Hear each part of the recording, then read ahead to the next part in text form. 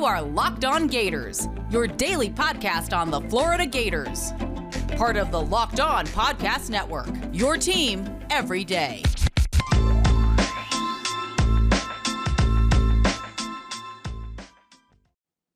Hello and welcome to another episode of Locked On Gators, part of the Locked On Podcast Network, your team every day. Thank you for making Locked On Gators your first listen every day. Happy Monday. I am Brandon Olson. You can find me on Twitter at WNS_Brandon. I'm also the founder of Whole9Sports.com, where you can find all of my written work. Today, like every post-game episode, we're going to go a full game review, talking about the good, bad, and ugly, and we'll talk about what I said I'd be looking for on Friday. Before we get started, just a quick reminder to follow Locked On Gators wherever you listen to podcasts so that you never miss an episode.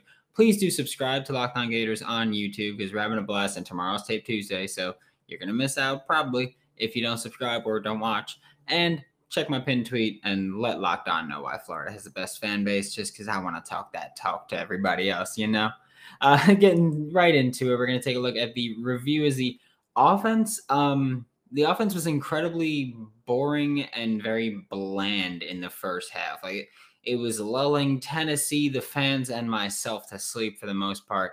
It was very, very basic play calling and very basic play design. And it was still relatively effective because it worked for the most part. We had that fumble by Jacob Copeland in the red zone that really sucked, but again, that's not a play design thing. You don't scheme up fumbles, at least on offense. Still no Anthony Richardson, which is not super surprising. I'll get more into that in the third segment about what I've heard and what's going on with it. It's nothing bad. It's just the strategy at this point. Emory is finally coming into his own, it seems. Thankfully, Emory Jones had a pretty good week. I believe I talked about it last week on one of the episodes where Emory Jones was the only quarterback that played against Alabama. I do believe that it was partly to keep Anthony Richardson healthy. I also believe that part of it was the coaching staff saying, you know what, we trust Emory. We need Emory to know that we have full confidence in him and nothing but confidence. I'm also now realizing how red my nose is. Jeez, it was like 75 degrees out yesterday, which I used to work at a tanning salon. I know that has nothing to do with tan, but yeah, yesterday I was outside for a bit, and that's what happens to me because I'm incredibly white. This week was also the least rushing touchdowns of the season, but the Gators did tie their season high in passing touchdowns. It was just what was working. Tennessee has a very good run defense. This is something that going into the week, it was discussed between myself and Eric Kane over on Locked On Vols, and we talked about this, where Tennessee has a pretty good run defense. So the passing game had to step up. The passing game did. Emory Jones is really coming into his own over these past couple of weeks. Defensively, big plays continue to kill us. That's been the Achilles heel for the Gators, and it apparently will continue to be the Achilles heel for us because not even because it is the most frustrating thing about this defense that we have so many athletes, so many talented players, and so many skilled players, but there's just so many mental lapses where it's like, this is why if we don't win the SEC, or if we don't make it to the SEC championship, or if we don't make it to the playoffs, it's probably because of the mental errors. Or defensively wise, it's probably because of the mental errors. Offensively, it's because our passing game still hasn't found a rhythm consistently, but we're getting there. So I'm not gonna kill the offense, but we're getting there. But defensively, there's just so many mental lapses where it's like these big plays should not be happening. I get last week Jaleel Billingsley's touchdown for Alabama. That was just great scheme by Alabama, and a bit of breaking the rules by sprinting into our defensive player. But that's just what happens there. But there are some big plays where it's like, these shouldn't be happening when we have this many talented players in our secondary specifically, because our defensive line is carrying the load right now. Like they are doing a huge majority of the work, and the secondary needs to step up and kind of alleviate some of that pressure. And besides those two big plays too, Tennessee couldn't throw the ball worth a damn.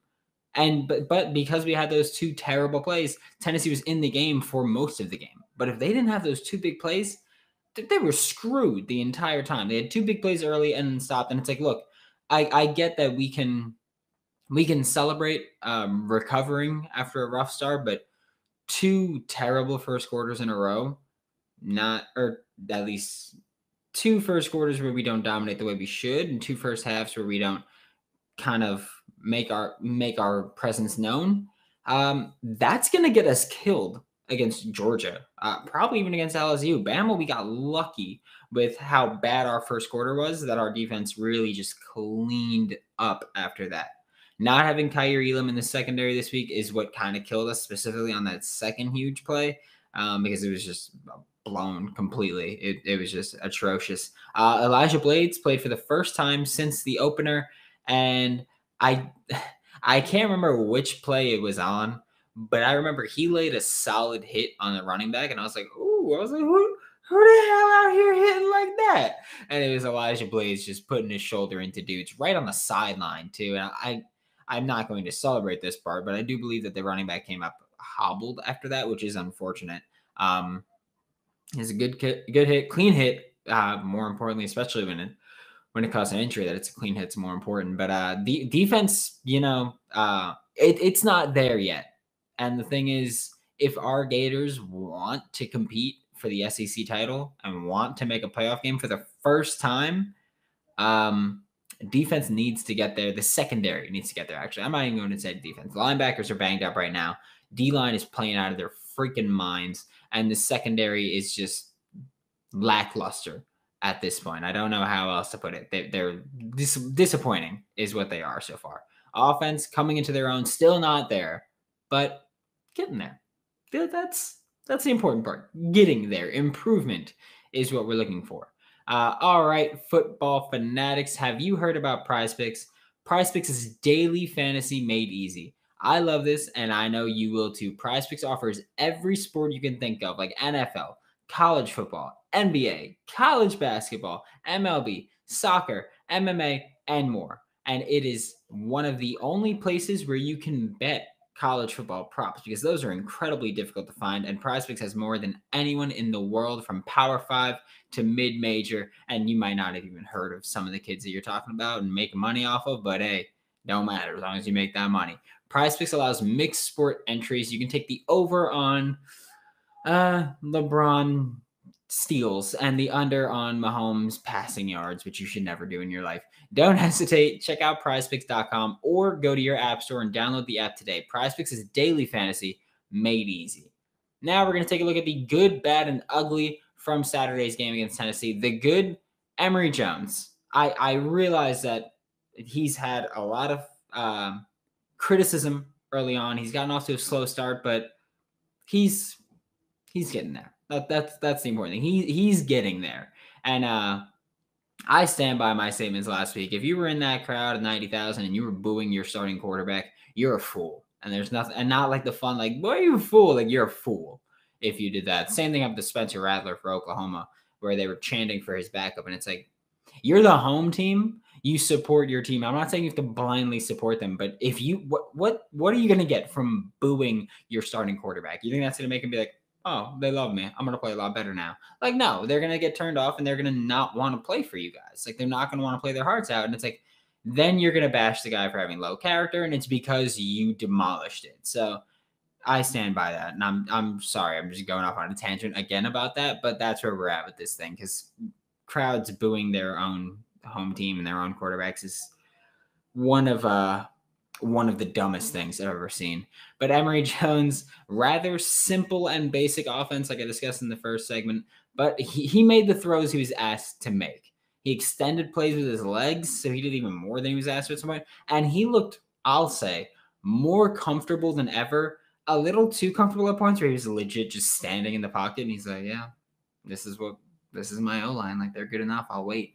And like that's great to have an O-line that you're that confident in, but like, that's not great offense to just stand there. You know, at a certain point, go make a play. But hey, we won, so I'm cool with it. Another good, Trey Dean III. I usually don't try to include two players in this, but Trey Dean was coming to the season someone that I was very high on, as I was for Emory Jones. But against Alabama, Trey Dean struggled specifically early on. He was just playing rough football, like not like tough football, like rough football early on. It was pretty ugly, but Against Tennessee, he was all over the field, really rebounded. I think he had like 11 tackles, 1.5 for a loss, and a pass deflection. Like, he was everywhere. And I know stats don't say it all, but Trey Dean was all over the field making plays, and it was nice to see Trey Dean play like the Trey Dean that going into the season myself and many others were hoping for. Looking at the bad, I feel bad saying this, but I'm putting run blocking in here. Not that they were bad, but they've been better against better teams. Like, they were better against Alabama than they were against Tennessee. It just wasn't great. It wasn't bad, but it wasn't great. And it's bad for our standards at this point that we've established throughout the first month of the season. It feels like this week, a lot of the big plays in the ground game were made kind of by a lot of just cutbacks and things like Emory with his 49-yard run. A lot of that was set up by, not even set up by, it was just schemed where he made that run. Emory Gamble was lead blocking, although there wasn't really anybody to lead block because the field was just wide open. But half of the Gators' rushing yards this week came after contact. And that percentage would be significantly higher if it weren't for Emory breaking off some big runs completely untouched. Running back-wise, yeah, a huge majority of the yards were after contact. That's not a good thing to have. I get, sure, you want a lot of yards after contact because odds are typically you want your O-line to get you 2 to 3 yards before you get touched, and then you want to pick up some more. But yeah, no, this was not great, I'll say. I mean, granted, a lot of it also is like our running backs are dancing in the backfield looking for holes instead of just getting north-south at some points. I love our running backs. I love how they perform, but that's just the fact. If you watch it, you see they dance around a bit waiting for a hole instead of just getting north-south. The other bad for me this week was Emory Gamble's blocking inconsistency.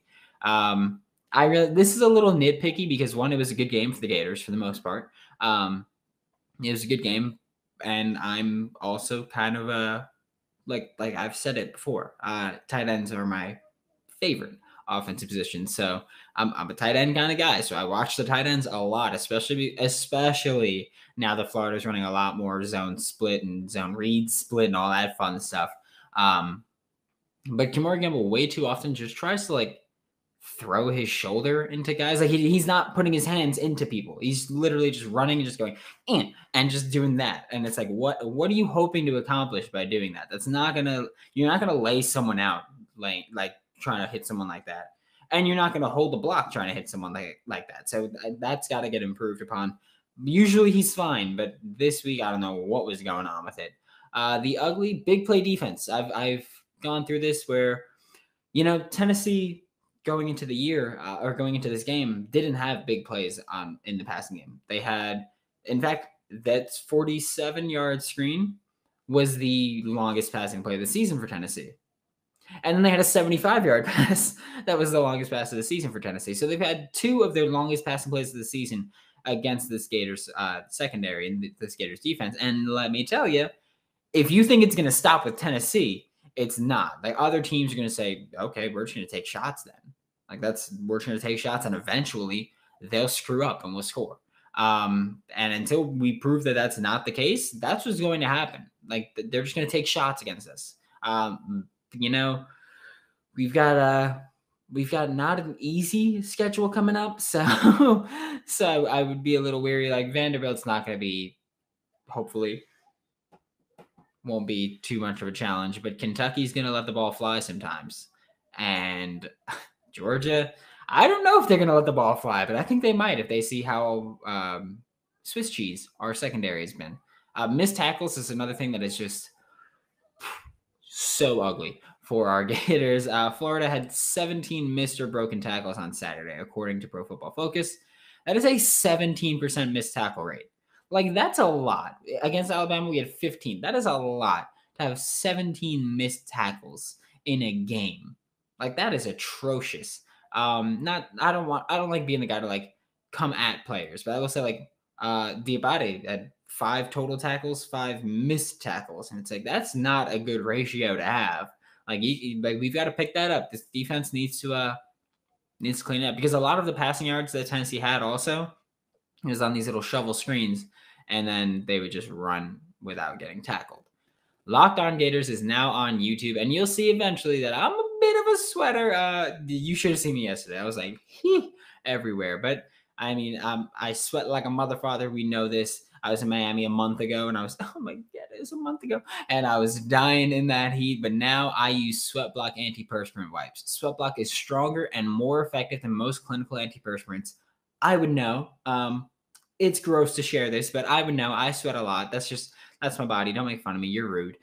You simply apply it at night before bedtime. Go to bed. Wake up. Bam. Shower. You're good to go and not worrying about sweat, guaranteed. And I know it sounds too good to be true, but I only have to use SweatBlock once or twice a week, and it keeps me dry. Use promo code LOCKEDON to get 20% off sweatblock.com, or get it at Amazon, where it was the number one seller, or CVS.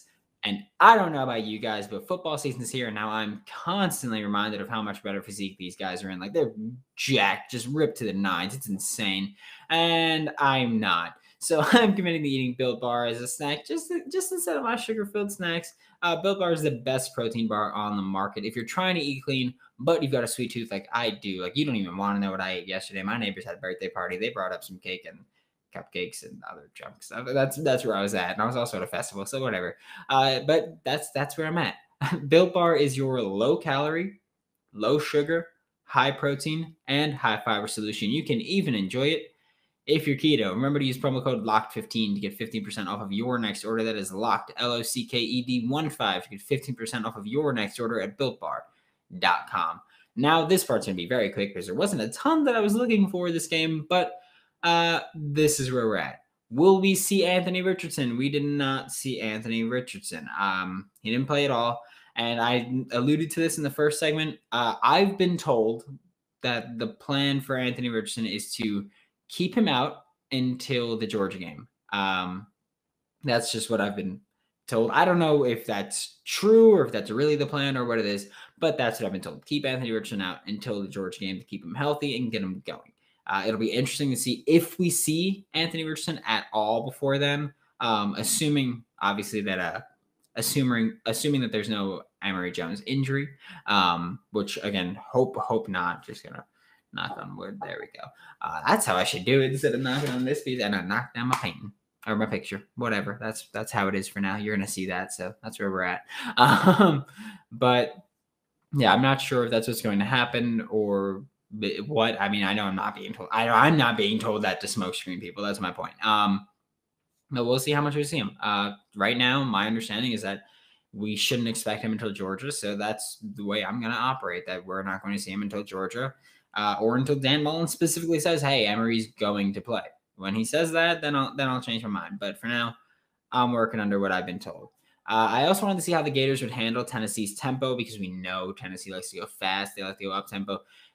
Florida handled it, I want to say relatively well, mainly because, going into it, Tennessee averaged 77 plays per game. Florida's defense was on the field for 68 plays per game.